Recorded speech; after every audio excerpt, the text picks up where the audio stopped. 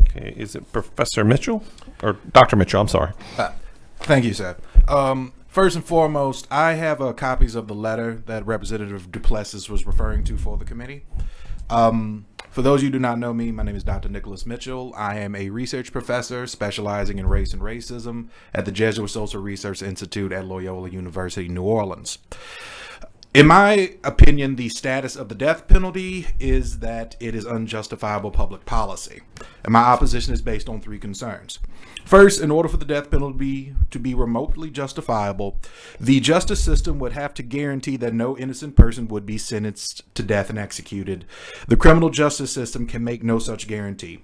According to a 2016 article published in the Southern University Law Center's Journal of Race, Gender, and Poverty, from 1976 to 2015, out of 155 resolved death sentence cases in Louisiana, 127 were reversed, which includes 9 exonerations and 28 executions. At the time this article was published, in April 2016, 9 people had been wrongly convicted and sentenced to death by the state since 1976. That number now stands at 11. It is inhumane, immoral, and an exercise in the most grotesque form of public policy, negligence, to continue this practice in light of a criminal justice system that cannot guarantee that no innocent person will be put to death. There is no acceptable margin of error in this regard. There is no acceptable rate of executing innocent persons other than 0. Second, the sentencing and application of the death penalty in Louisiana is quantifiably skewed racially. The last white person in Louisiana to be executed when the victim was black was a soldier found guilty of stabbing 2 enslaved black women with a bayonet in 1752, which predates the French and Indian War, and he was executed for crimes against property.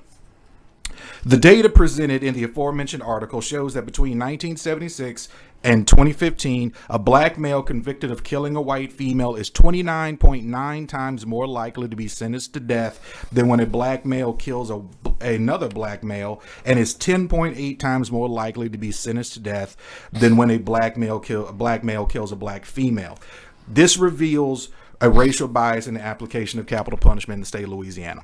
Lastly, the death penalty is morally indefensible. Now, it's common for those who defend the death penalty to invoke the Bible as proof of the inherent morality of capital punishment. It is true that the Bible mandates death penalty for those who commit murder, but the Bible does not limit the death penalty to murderers. The Bible requires the death penalty for idolatry in Deuteronomy chapter 13, verse 6, taking God's name in vain, in Leviticus chapter 24, verse 16, working on the Sabbath in Numbers chapter 15, verses 32 to 36, and for rebelling against one's parents in Deuteronomy chapter 21, verses 18 through 21.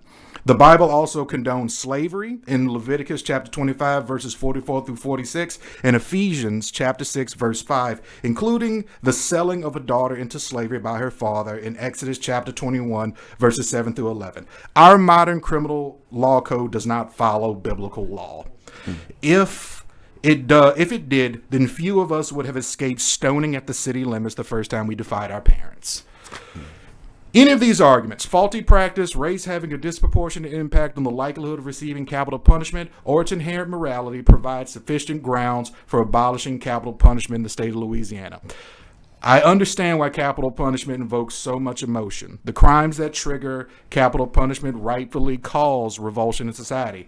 Nevertheless, for the reasons I have indicated, capital punishment is an antiquated, flawed, and unjustifiable practice that should be abolished. Thank you for your time, Chairman. Thank you, sir.